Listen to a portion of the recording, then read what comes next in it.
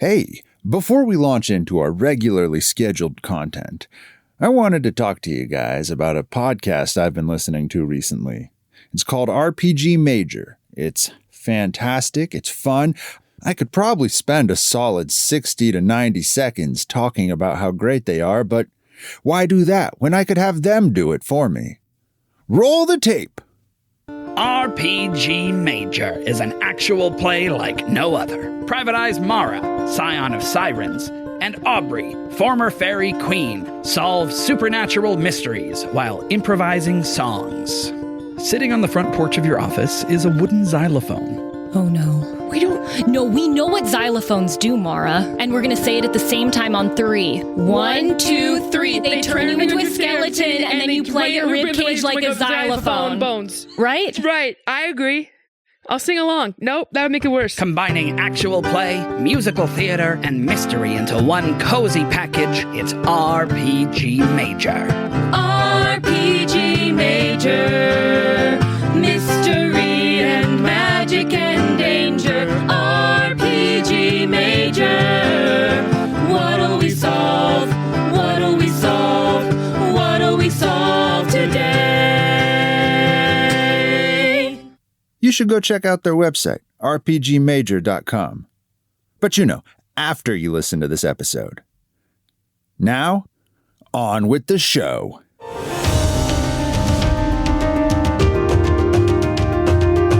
Welcome once more unto the roll. Welcome back once again to Unto the Roll. It's me, Tony, forever. I'm never leaving. I am joined here today by Maddie. Hi. Hello. Yeah. Yeah, that's me. And Chris. Hello, it's me again. Frank. Hello. And Cole. Hi. Cole is usually the one that does this, so it's going to take a little bit for me to get used to it. It is really weird just saying hi during the introduction. Yeah, it's weird.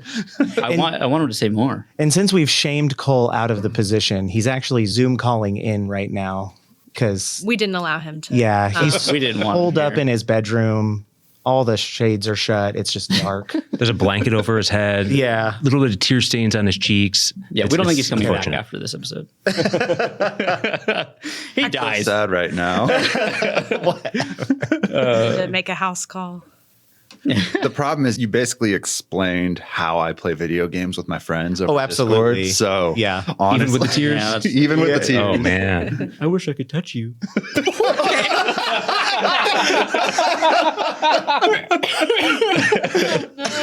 Oh, God. All right. All right. So this is going to be our first actual session of Daggerheart. Pretty excited to jump into this.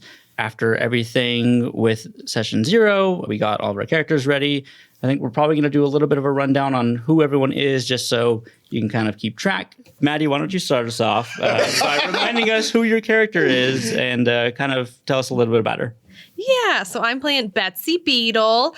She's a Slyborn fairy, rogue syndicate. So she's got all of the connections. She's got a person in every place. She's like, oh, I know them. I did her sister's nails one time. But, she's classic rogue. She's, got some criminal connections. And then we kind of set up last time that I have a secret fiance back home that I love, but it's like a family trying to get us together sort of thing. And I'm just like, no, I need to see the world. I need to be independent for a bit before I, get the old ball and chain on me. And she's pretty cute. Like a dark gray, rogue fairy. Kind of fun. Love it. Chris, would you like to go next? My character's name is Moonfang. He is a freeborn Aetherus. Wow. My God. I've made him so that the city that he is from, where he's gained this freeborn status, is kind of like newly released from tyrannical overrule. And so he's a little naive to some of the world. But yeah, he is a seraph, subclass divine wielder. So I'm ready to kill things harshly. That's my guy. Frank? My name is Kilgore Sprout. I'm a fungal bard wordsmith, wanderborn. I got my nomadic pack with me, and, well, I like to talk. Words are my weapons. And I also have a whip and a crossbow. But no, fungal guy. I talk with my ancestors through mycelial networks. And this, we'll see how far I go with my wandering accent. There's a lot of minds in my mind. And last but not least, let's hear Cole's dark and mysterious Urutak. Oh, sorry. You caught me still crying under my blanket. So I'm playing Urutak. He is a Orderborn faun from the Oakfire Circle of Druids. He's a Warden of Renewal, basically traveling the lands, trying to preserve the lore of the circle and bring back new stories for them. I'm still working on his voice. The first time everyone hears it, we're going to be shocked. Me too. And then we're going to be committed to it. So don't really have a whole lot. Listen to session 0, guys. That's where the meat is. So where we are standing now, we open on our party. And they are in a small hut, which is just outside of a dock with a ferryman waiting. And they seem to be waiting for someone. The person they're waiting for slowly approaches from the outside, and you can kind of hear the crunch of their footsteps as they're coming.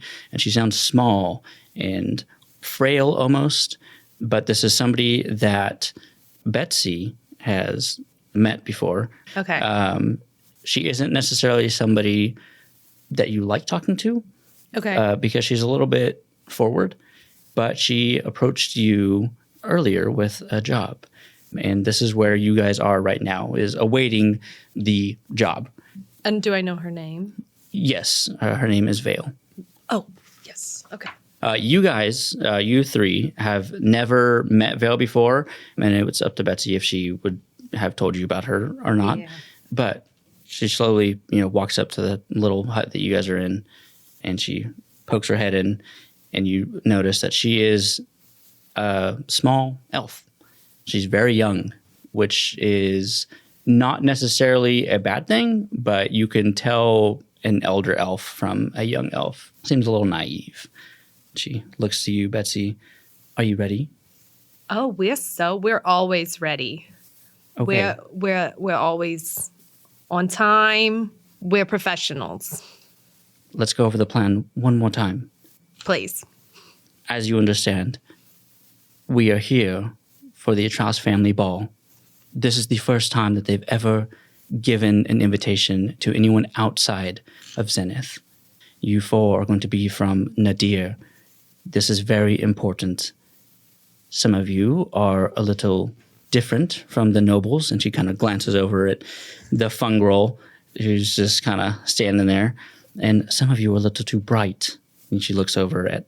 How dare you?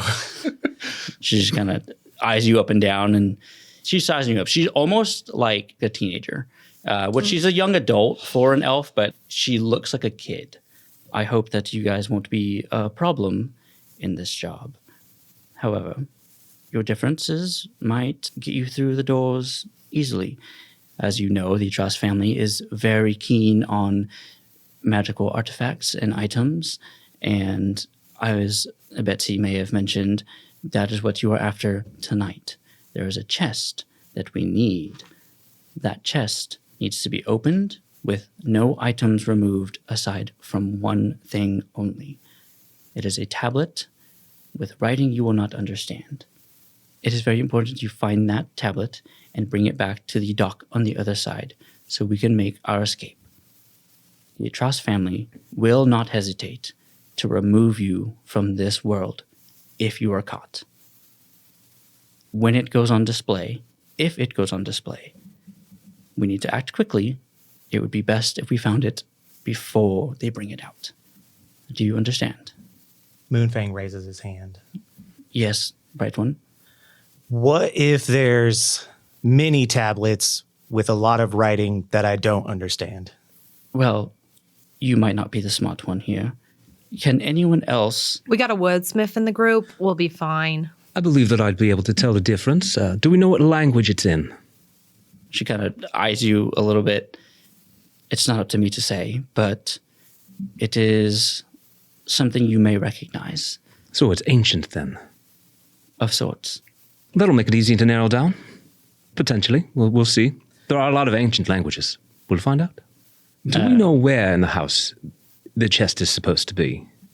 It is said that the treasure room that they keep everything in is on the second floor, but I don't know which wing it is in.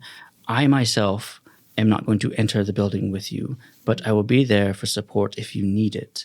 However, I will be on the outside attempting to locate it as well. If I find it before you, and if deemed necessary, I will retrieve it if I can. However, I need you to act as distractions if it comes to it.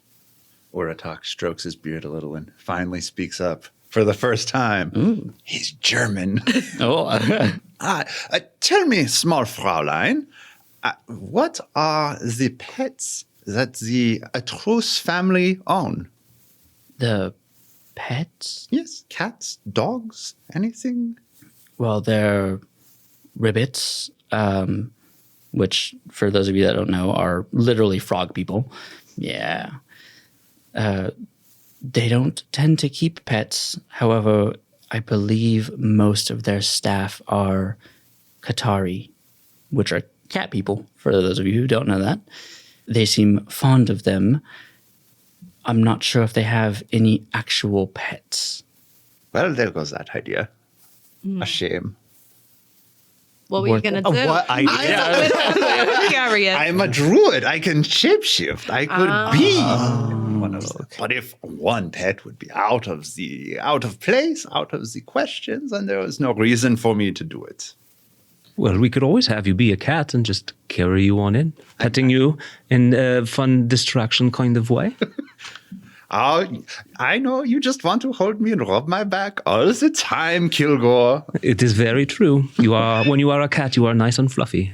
It feels good on my fungal fingers. Well, I'm a very good rogue, so I'm going to think that we're going to be fine. But if we need a distraction, I'm going to rely on my boys and my they, them. Of course. Betsy, that reminds me, when you had given me the makeup of your group, I had these made for you. She steps out for a second, and she walks back in with not a large chest, but it's a little bit labored, but she's making her way in. She sets it down on the ground, and she opens it up, and it's just some very fancy new clothes for all of you that she is going to want you guys to wear. You guys will need to put these on if you want to fit in. I tried my best to accommodate for the makeup of your group. However, it may not work as well as I thought. She looks over at the fungal again. We can make them look very handsome. I think I always look very handsome, thank you very much. I'm very popular in the fungal world and in some of the lower parts of Nadir. They love my wordsmithery. That's what I'm counting on. Now, I'm going to leave you. The ferryman just across the way on the dock, when he arrives, he will take you to the other main dock on the other side. It is up to you to choose where you would like to dock. I would recommend avoiding the red district. However, it may also prove to be in your favor because no nobility will be there tonight. Almost everyone will be at the party. If you would like to choose not to be recognized by anyone of note, it may be an option, but it's a bit rowdy. If the plan goes awry and you cannot make it to the docks, if you run straight through the red district, you will cross over into the Evermore district where most of the farmers live. You might be able to escape through there, but that is all of our options. You need to be at the dock once you have the tablet. Does everything make sense to you? I believe so. Do we have any invites that we need to be concerned with? Or are we on a list? She kind of looks surprised. Oh, your tickets are at the bottom of the chest. Good to know. Do we have code names? I would assume you would come up with the code names yourselves. But they're not on the tickets? No, the tickets are enchanted. Whoever has the tickets in hand, they can only be exchanged once. And this is not the exchange that is happening the one time? No, they are in vials. Break open the vial and the ticket will transfer to you. It is your person who gets in, not your name. Ooh, fancy. Oh, because, servants probably picked up the tickets for their masters. They do not have things like this down in the woods. Yeah, we're about to get very fancy. Oh, You'll look great. I have my hair supplies out. You're going to look great. all my beard. Do me. Yeah, I fly up and start doing everyone's hair. I will be pretty. All their nails are already like shiny and polished and stuff. Vale's kind of looking at their nails and like, You can't really read it on her face, but you can tell she's kind of like, I kind of maybe want that. Well, I'm very good at doing nails, but also all of my family over by the Isle of the Narrow Straits, they're also there. So, I mean, it's where you go if you want you to get your nails done. You got to make a long trek. And then she kind of shuts down when she realizes that you're like trying to give her help in that. She goes, that won't be needed. I will leave you to get ready. Again, once the ferryman arrives, please get onto the ferry. You need to be there by 10 p.m. sharp. No later. Please. Also, my cousin's ex-boyfriend lives in this town, and so if you need any contacts, I can get you in contact with him. Thank you, Beetle. And she walks out and Bye, lets you Beetle. guys get dressed. Kilgore immediately starts piling through the clothing, trying to find something suitable, and he comes across a satiny, dark blue blazer that has little flecks of gold in it, and he immediately goes, I think that'll do just fine. And he grabs that, and that's the only thing he puts on. He doesn't change anything else. And he pulls out a vial and just kind of puts it in the chest pocket. And then he walks away and lets them do their thing. Well, he looks down at his fingers, wishing he had fingernails. The mushrooms are very polished. Urutak looks through all the clothes and gets very concerned and worried because the guy's used to wearing furs and hides and very natural things, and none of this looks particularly comfortable or natural. And then he realizes he's probably going to have to stop wearing his mask for a while.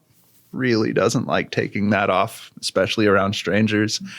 He's having a small, almost existential crisis as he pulls out one of 3 remaining outfits and realizes there's only one that's in his size, and he's going to have to wear that one.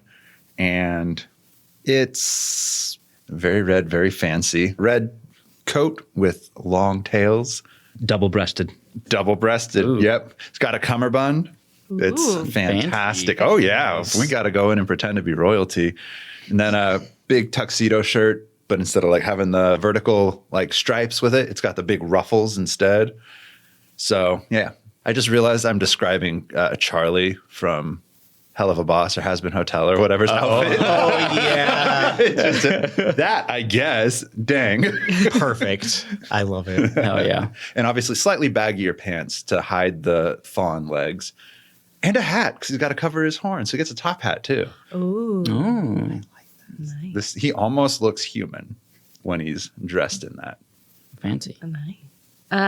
Betsy pulls out a small black velvet dress that's spaghetti strapped with a big long slit on the side, and then some fancy jewels like bracelets and necklaces and earrings. And she would have a tiara, but the little antenna kind of get in the way of that.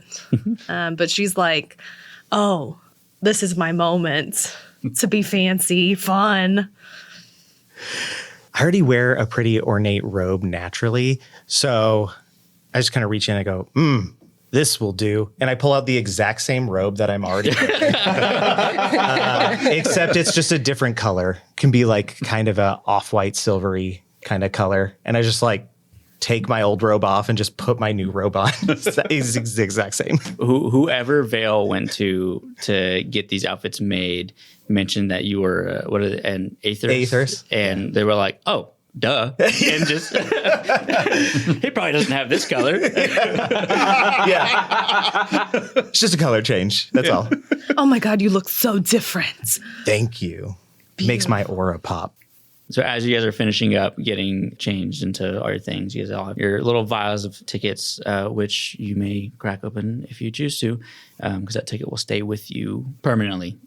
But you hear some water moving towards the dock. Not very quick, but enough to make some noise.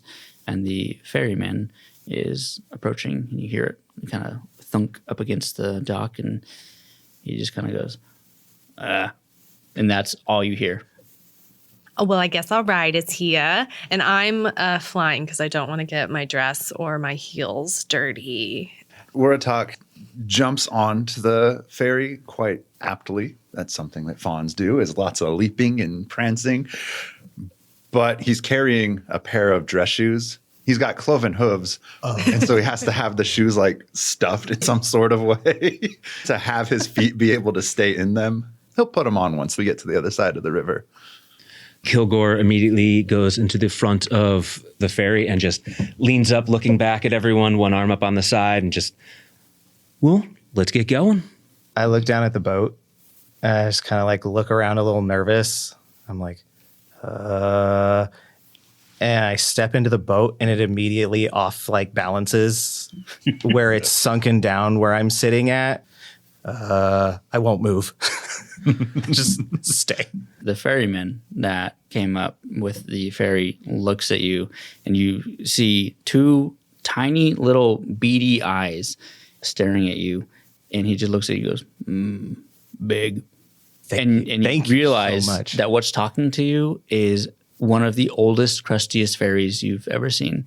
Think of like a dung beetle that has like encapsulated himself in his own shit ball. And he's just old and cranky. He holds his hand out to you through this weird shell of carapace. Big touch. I take my finger, which is probably the size of his hand, I guess, and just place it in his hand and shake. As you're shaking it, he goes, heavy. And the boat starts to level itself out as he places his hand on the wood. He's adjusting the buoyancy. And what you could probably notice is that he's just like a little dung fairy. Yeah. There's no oars or anything. It's just him on this guy. And he lets go. He says, good. Team for Vale. That would be correct, my good sir. Where you need to go. Well, I think we're going to the red We have to district, pick a district to land at. right? Red. We probably should have discussed this before. One moment, sir. Oh, shit. Man, we'll wait. Is that your name? Man? Man. Man. Man. Pleased to meet you, man. And he just kind of lowers himself to the edge of the back of the boat.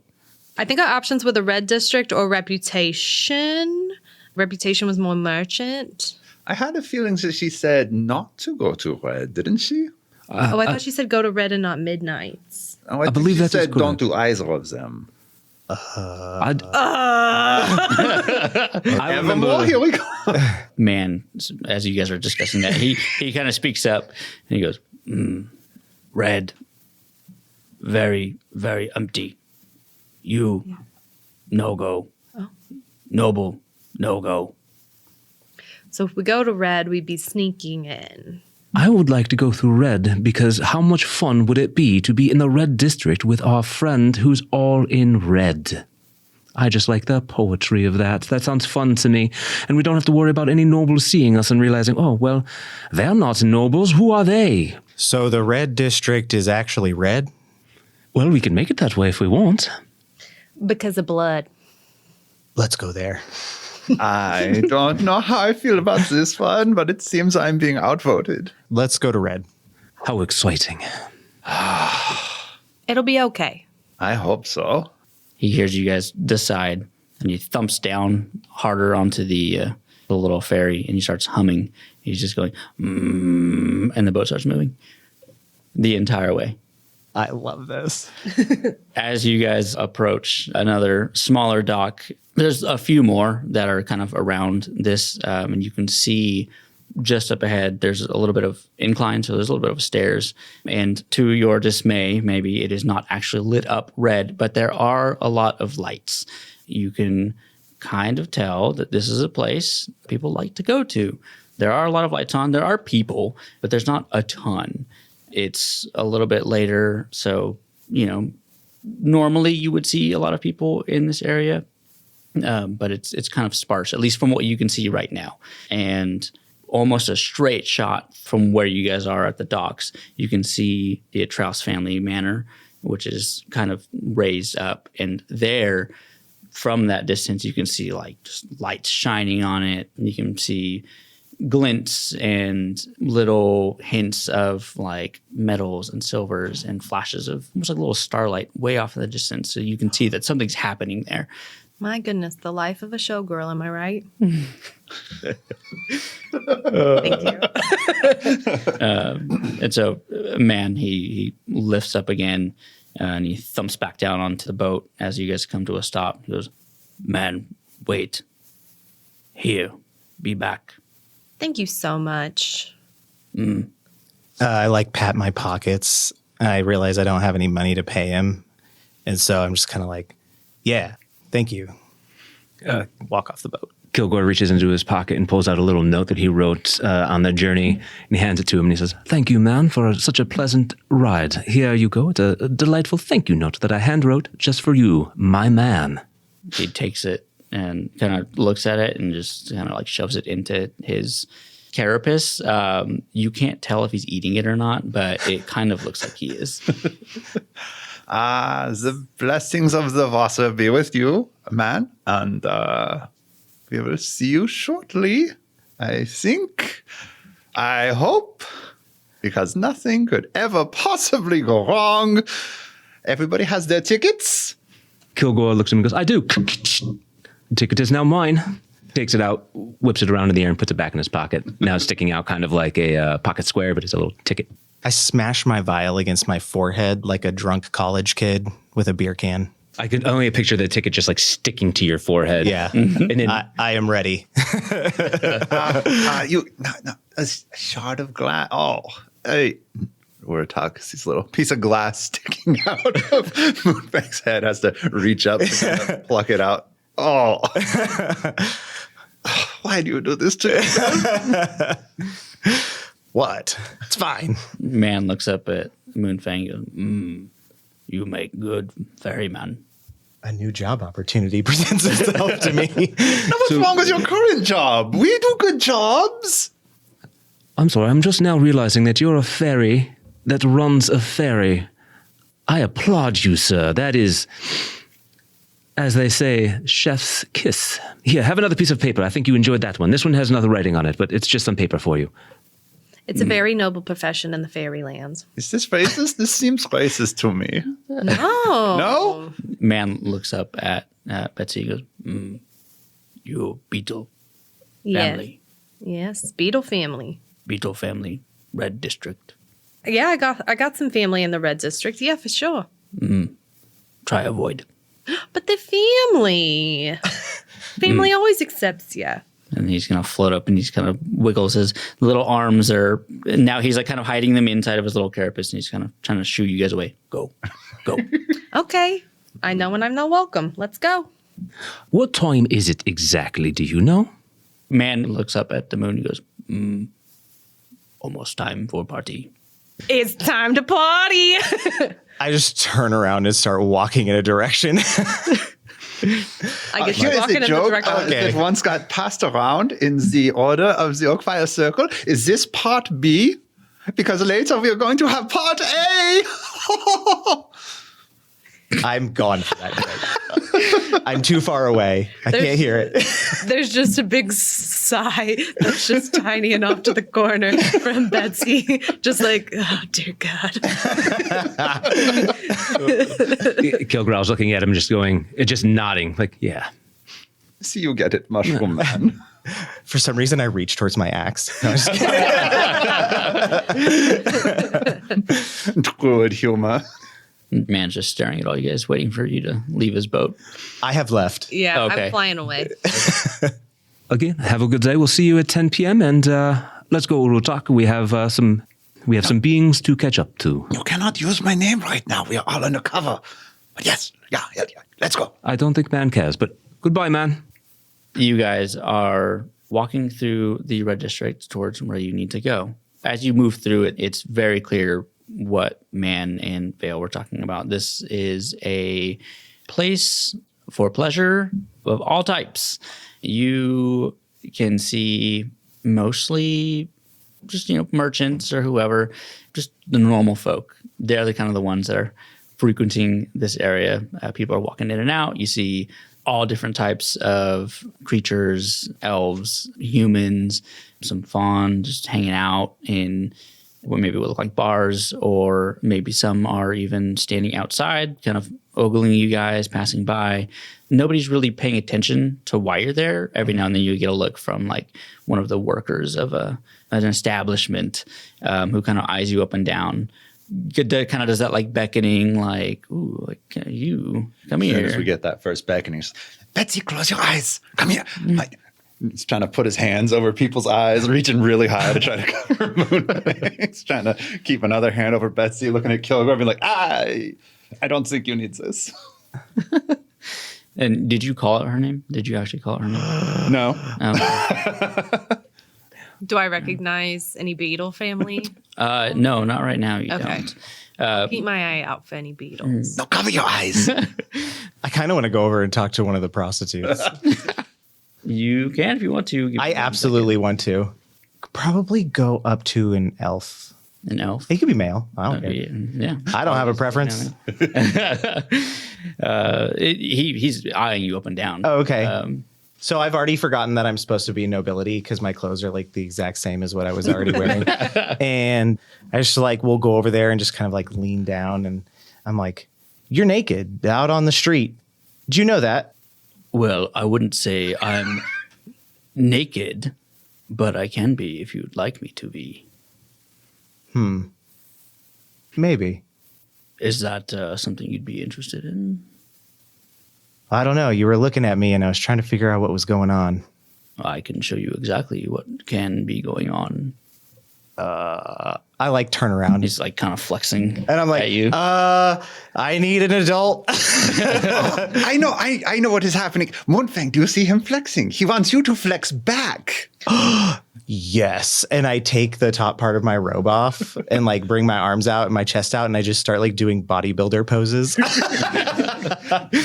We do this in the Druid Circle all the time. Somebody flexes back. It is a good way to ensure that you make good friendships and have a healthy level of competition. He's liking what he's seeing. And he pauses and he goes, did you say your name was Moonfang? So I've definitely called two of you by names already. Yeah. I'm so bad at this. Yes, I did. Stay here for a minute. He runs inside real quick, and you hear someone go, Moonfang? Wait a minute. And out comes flying a little beetle. And he goes, where is she? Betsy? Betsy, you here? Oh my goodness. Yes, sorry, I just got really excited. Do I recognize this person? Ish. Okay. One of the cousins. One of the cousins. Okay. One of the cousins. What would you Oh my think his gosh, name? cousin. Oh, give me an Italian name, somebody. Gianni. Gianni. Cousin Gianni. Betsy, what are you doing here? Oh, well, I'm on my, I was about to call it Rumspring.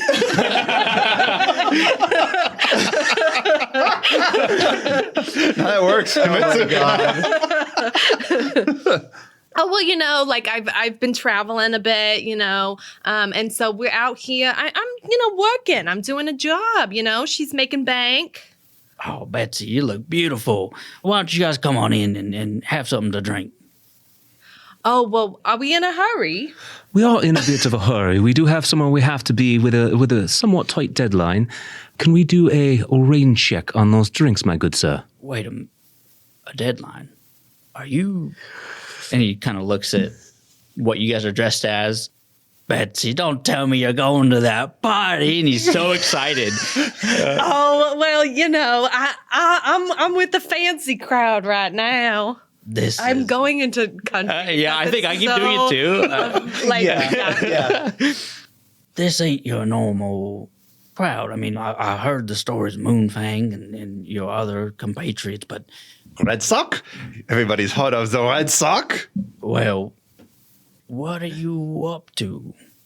Oh, we're going to a fancy party, and then we have some, other business there. We have to hobnob. See, I'm a wordsmith, and people like to hear my stories, and we've been hired to go and entertain these fancy little pants people and give them some entertainment while they, lord over us with all their wealth and ideas. And Betsy here, well, she's the master of nails. It might be a little lacarista going on. We don't know. And then we have our good friend over here in Red, who we just call Red from time to time because, why not? Red District Red. That's his new nickname. I think he will appreciate it. Red District Red. Oh, he is so happy. I want you to make a presence roll. Presence roll. So an 8 with my hope, a 5 with my fear, and I have 2 in presence. 13 with... was 13 hope. 13 hope. Plus the 2. 15. Okay. Oh, okay. 13 hope. Well, all right. I guess. And he kind of scratches his head a little bit. Well, Betsy, I didn't know you were moving up in the world, so you run along. But if you need any help at all, just know we Beatles, we have connections here if you need them. Oh, well, thank you, cousin. I always knew I could trust a family. Yeah, you can trust me for whatever you need. Now run along if you need to. Thank you. Put your shirt back on. Oh, yeah. I told you do the flexi thing. We find new friends. It works. Okay, so now we need names. I was going to say, we walk away from there a little bit, and I'm like, I thought we weren't supposed to meet your family here. The guy said it was bad. Oh, family's fine. Did I pick up any lies or anything? Oh, from Giovanni? Yeah. Gianni. Oh, Gianni. Gianni. You felt like he wanted to help. Okay. Because he doesn't necessarily believe what Kilgore was saying, but he took it for face value. Kind of normal family, and like, oh, big welcome, and hey, you go your way, I'll go my way. But he yeah. Okay. Yeah. And I guess you guys continue on. As we discuss names. I was just saying, you just wanted to. I'm going to kind of like look around for name inspiration. Just like, what do I see around the dock?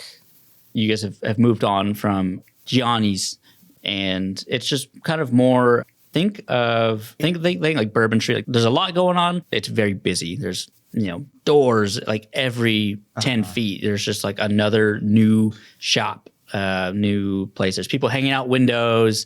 Are there still like prostitutes out on the street? Oh, yeah. Okay. I go up to a female human, but I'm like, what's your name? Alexis. Have a great night. And I walk away and I just go up to the party and I'm like, you can call me Alexis. Well, okay. Kind of pouts when you walk away. Like, Yeah. that was a customer. And I think that Gianni is such a fun name. I think Kilgore over here looks like a very good Gianni. I think I could be convinced to be Gianni. Let's go with, I'm Duke Gianni Vaughn. Let me try to say that. Duke Gianni Fawn. Vaughn. Fawn. Vaughn. I'm saying it how you are. You are not, Gianni but that is Fawn. fine. Vaughn. That is how you... Fawn. Vaughn. Oh. Actually, for like namesake, we'll just say Alexi or something like that. A-L. Alexi. Yeah. Well, I thought it was just Betsy that called me Red Sock. I see it's become a group-wide thing, but red is too close to Red Sock. So in the Druid tongue, that would be Rot. So you can call me Rot. What? Rot. Row. Rope? Yeah, like how you write. Row. No. Row. Like a boat. No. Yeah, like a boat. Row. Okay, row. How? Oh, No. like a row. With saying two different things. Rot. Yeah. Oh, no. There's a guy who's very clearly like drunk, and he's just kind of like up against the wall behind you guys. Just spell it for him. Do you know what an umlaut is? I think I caught that once in the Red District in a different city. So if you put an umlaut over an O, it just makes the O like make a surprised face at you, like. So like that. R, O, it's the umlaut. T. Row. Rot. Row. Rot. Rot.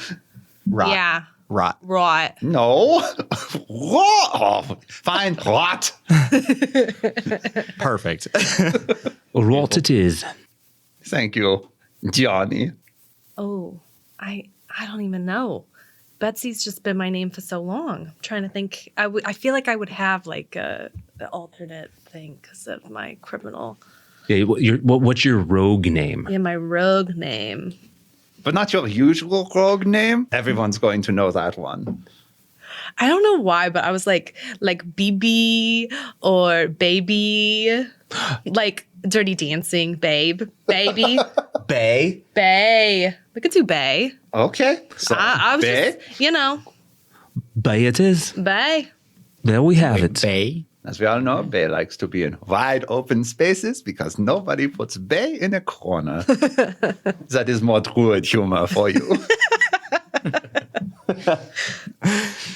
Thanks, Rot. You are welcome, Alexius. Sure. Yeah. That's right. That's me. So as you guys are getting your names together and chuckling along as you guys are, you hear somebody from across the street kind of staring at you guys.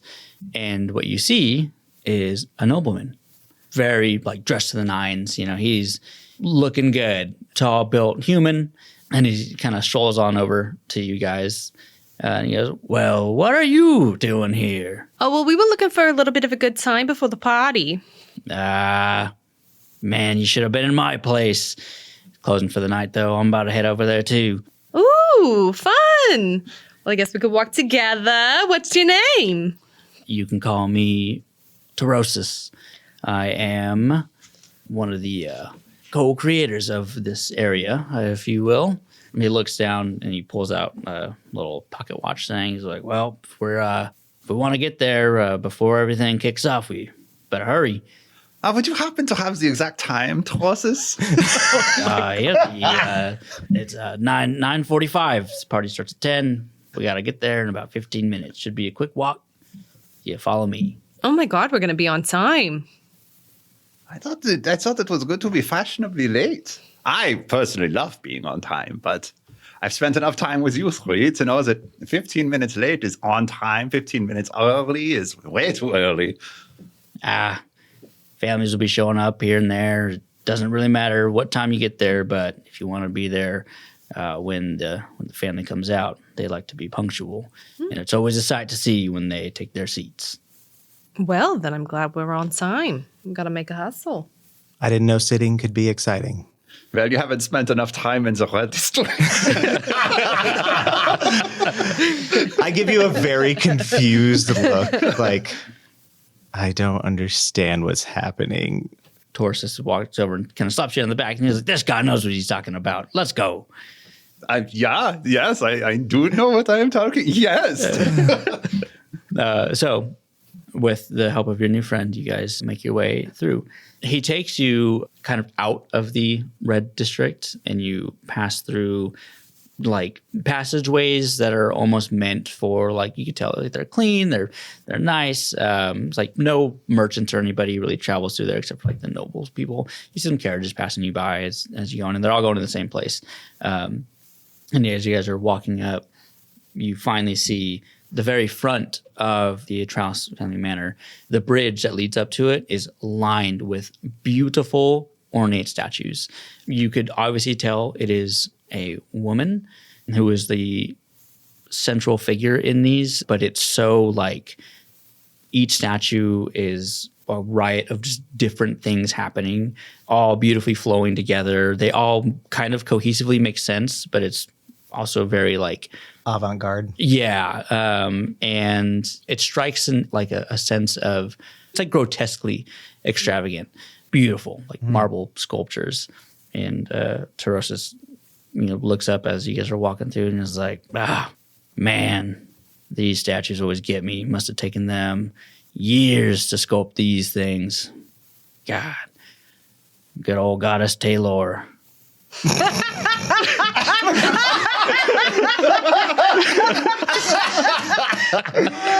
I forgot. I had it in here and I was like, I wonder if we've remembered that. Oh my God. Is it each era? The statue. So each statue, again, very like ornate and extravagant stuff, but you can tell that they're each depicting like a different time of what you're seeing. So you see the same figure in each one. So good. Yeah. Urutak had been having a great time up until that point, but at the mention of her being a goddess, just instant dark features and just silence. Taurus just kind of looks over at Urutak and he goes, "What's the matter with you? You don't like the Light of the Swifts?" The craftsmanship is remarkable. I must say the lore and the songs just don't do it for me, though. Probably not the right party for you then. Where are you from? Nadir. Some of the newcomers. That's why you guys wanted a taste of what I got working down there. I see. I know you're talking about the red district, but that is not. So you guys keep walking through the bridge, and you can see there's carriages popping up. There's people riding horses, and people walking up, all extravagant, nobility. And at the very, very top of these stairs, where the big door is, you see people checking tickets, and that's your way in. Oh boy, that is a big door. One of the biggest. We are talking about the door that's made of wood, correct? Whatever you want it to be. He slaps you on the back. I'm going to head in. I'll see you guys in there. Remember, wait until they sit down. It's a sight. When he takes off and he walks up to one of the attendants that are checking tickets and he holds it up and the attendant grabs a ticket and then grabs his wrist and there's a faint glow and they let him in. What is up with people sitting? I don't know. It's just a normal activity. Apparently it's pretty cool when they do it. I don't know. Apparently when a frog sits down, it's a big deal. You sit on my shoulder all the time. I don't understand. Maybe we should make more of a hubbub about it. Should we do it now? No, I think that it would I'll carry you all in. Sit in my arms. Look at that. It's on the shoulder. I'm a big man. One of these days we'll sit down and I'll have a little talk with you all about various types of sitting and why it is interesting for some other people. But now is not the time. It might confuse and or arouse you, and we don't want to deal with that right now. We have things we have to do, places to go, tablets to find. Yeah, we barely got Alexi out of the red district safely. I now know what that guy was trying to do with me. What was he trying to do? He wanted me to come inside and just eat. And sit down. And sit down. Eat was probably something, yes, that he wanted you to do. And the sitting, but not on a chair that you might expect. Huh. Okay, so Yeah. Well, the attendant, one of them that's standing at the big door, is just staring at you guys, and she's just waiting, like almost annoyed. well, I don't want to annoy anyone. We're already making a scene. I would say it's that thing where people just stand in the middle of an entryway so no one can really get past them. That's what we're doing. People are walking around you. Yeah. Can I see your tickets so you can get out of the way? I pull mine out of my front chest pocket and I hand it to her. I believe that you'll find this is my ticket. And she touches it and grabs your wrist and a little faint glow, maybe a little bit of warmth through your body, and says, "You may enter." Why, thank you. Please let my compatriots here not be too much more of a bother. And I just walk past her, and I stand in the foyer looking in, and I'm just, guys, come on. She just sighs. I'll say that I put my ticket in like a thigh strap sort of situation with my long slit. And so I'll reach in there and I'll procure my ticket for her. And you're like small, right? Yeah, I'm like 3 feet. Okay. Ish. You're like a baby. She takes yours, she grabs your small wrist, and she goes, "Lovely dress." Oh, well, thank you so much. It's custom. I hear you're from Nidir. Oh, mm-hmm. Be cautious. Oh, why do you say that? And she doesn't say anything to you anymore. Okay. Turns for the next ticket. Urutak's got his little vial still tucked into his cummerbund. So he pulls it out, pops the vial open, fishes out the ticket. Just, here you go. She sighs. Okay, give me a second. And she grabs your ticket and she's, "Can I see your other hand, please?" Okay, here is my other hand. She takes your other hand and she kind of holds both of your hands in the ticket in the middle, and she's kind of sitting there waiting, just deadpan eyes staring out into nowhere. She goes, "Okay." Faint little glow happens, and then you feel a little bit of warmth, and she goes, "You may enter now. Next time, please smash the vial before you get here." But it's just so much easier to carry when it's still in the vial. You're not okay. My apologies. Tut mir leid. Yeah, she just doesn't pay any attention to you. She's very clearly like, "This is my job, and I'm here to do it." Yeah. Let's see. I'll kind of like reach into my robe a little bit and pull it out from where the waist strap tightens, but like inside my robe, and I hand it to her. It's a little sweaty. Ew. She sees that it's a little sweaty, and what you would notice is when you were pulling it out, she was kind of like ogling. Oh, yeah. Because, I mean, big, glowy man. So she was kind of like, "Oh, I'm a little bit about this." And she saw your ticket was sweaty, and she sighs again. And, ticket, wrist, little faint glow. Oh, don't be too upset about the sweat. You had a very long night in the warm, hot, red district. I got you. And then she makes a face. She's like, "Oh, like, I just touched that." They don't make robes with pockets anymore. I need to get some robes with pockets. She turns to one of the other attendants. She goes, "Adeline, I need a break." I think she wants to meet you. I don't think so. She just walks off to one of the attendant doors. Yeah. I think that went really well. So now you guys are in the Atrouse family manor. And when you guys enter, standard gala ballroom scene, it almost looks like on the inside that there is like, what are those like museum things where they have like busts and stuff inside of them kind of scattered around, and you can go like look at them. There's tons of those just kind of lining the floors. People are looking at different things. They're kind of, like, "Oh, wow." You can hear people talking like, "Oh, like this is from this time," and, "Oh, like look at this," and bustling. You see servants walking around with trays of drinks and all kinds of things. And at the very, very back, it's flanked by 2 sets of stairs, is a big seat made of stone. And it's currently empty, but you hear light music starting to rise. And the murmurs start getting quieter. So you guys would be looking like, We'd be looking at the big boy seat. Yeah, the big boy. That's the chair. That's the chair. Big boy seat. Big door. And as you hear the music kind of rising, everyone gets a little quiet, and you hear a low like rumble, and all of a sudden the stone chair starts sliding back, and you see a figure start rising. And this is probably one of the biggest ribbits that you have ever seen coming out. And he is almost like Jabba the Hutt-like, dressed very, very obscenely. Like, it is grotesquely beautiful with what he's wearing. And as he's rising up through his little chamber, the murmurs start getting a little bit louder. You hear people chirping. And then you see Tarosis off to the side, who kind of starts shambling towards you guys. He goes, "Look at this big motherfucker." I'm like, "I told you, you didn't want to miss this. This is great." God, he doesn't move from that spot ever. And that's it. And he's just excited. Well, it certainly is a sight to see. So big ribbit is done rising up.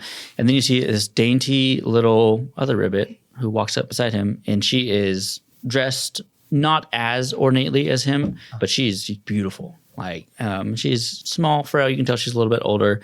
And she takes a seat next to him. And the big ribbit goes, "Rrrr," as loud as possible, echoing through the entire chamber. And everyone just like stops dead and starts looking at him. "Welcome, everyone, to the Atrouse family gala. Please make yourselves at home. Eat. Find anything you would like. Bid. Enjoy." And he claps his hands. Boom. So that is it for our first episode of Daggerheart. Yay! We did it. Again, Cole's usually the one that does all these outros and intros and everything, so I'm going to be quick. Thank you for listening. I hope you guys enjoyed what we put together here, and hope you guys come back for more, because I want to know what happens next. Should I be riding ahead? Probably. Am I? Yes. Do they know that? No. But yeah, feel free to follow us on anything social media at Unto the Roll. Check out our website that Frank has put together. It's a pretty cool place. What is it, Frank? untotheroll.com. Also, real quick, Maddie, plug your pluggables. Oh, I'm a plug at Bunk Improv. That's the improv troupe at OKC Improv. Typically, we also sometimes go other places, but I'll plug them. Yeah. Woohoo! Yay. Woo! And I just want to plug Unto the Roll. All right, well, we will catch you next time on Unto the Roll. Boom, boom, boom, Boodle. boom, boom. What is happening? I love it. I don't know. Chris looks like he's in so much pain. I'm like, I don't know what's happening.